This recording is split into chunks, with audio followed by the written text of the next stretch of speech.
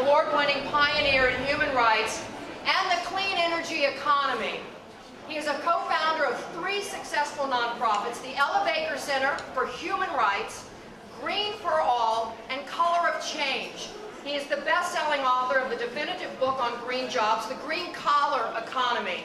He served in the Obama administration as Green Jobs Special Advisor in 2009 and is currently Senior Fellow at the Center for American Progress. He holds a joint appointment at the Princeton University as a Distinguished Visiting Fellow in both the Center for African American Studies and in the program in Science, Technology, and Environmental Policy at the Woodrow Wilson School of Public and International Affairs. Please welcome Van Jones.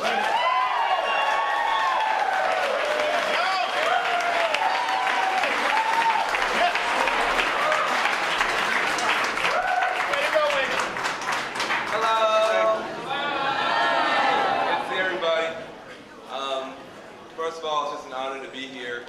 The founders of DMV, Green DMV, are my heroes. It's a long way from the rhetoric of green jobs and green opportunities for everybody to making that a reality. When you try to go from inspiration to implementation, you have a whole bunch of challenges you have to meet. It's not just about the pretty speeches, it's not just about the rhetoric, it's about trying to figure out how we can take the people who most need work and give them a chance to do the work that most needs to be done. That's what the mission is. Take the people who most need work and connect them to the work that most needs to be done. Repowering America, retrofitting America, fighting pollution and poverty at the same time by putting people to work in green industries. That's the mission. That's the mission. And we are so lucky to be right here in DC, where when people in either party express skepticism, doubt, we can point to a local example, a local success story that is showing what can be done. And it reminds me, in these times when we got this oil gusher going on, we've got this economic catastrophe going on, it reminds me of my mentor, Paul Hawken. How many people here know who Paul Hawken is? Anybody? Those of you who don't know, you can get your search engines out, your BlackBerry. He's an incredible author. And he tells a story, and I want to share this story with you because it speaks to why we're here tonight. He talks about, as an environmental author, going to a town like Oakland, where I do my work, and trying to explain green economics to people who are low income. And there's a little girl, maybe 6 years old, African American, who's listening to him talk. You know, children are amazing in that they key into things and see things that it was just not polite for grown folks to mention. But obviously this little girl recognized that this man speaking to her was of a different race. He's white, maybe wealthy. So she raised her hand and she asked a question. And the question was, why are some people poor? Why are some people poor? And you can imagine Paul Hawken knows that this is an incredible moment in this child's life. The way he answers this question could affect her self-esteem, because she's a poor child, could affect her whole view of herself and what's possible. So he starts to try to answer the question. And he says, well, some people, they have trouble getting a job, or maybe they have trouble finding work. And the little girl says, oh, well, is all the work done?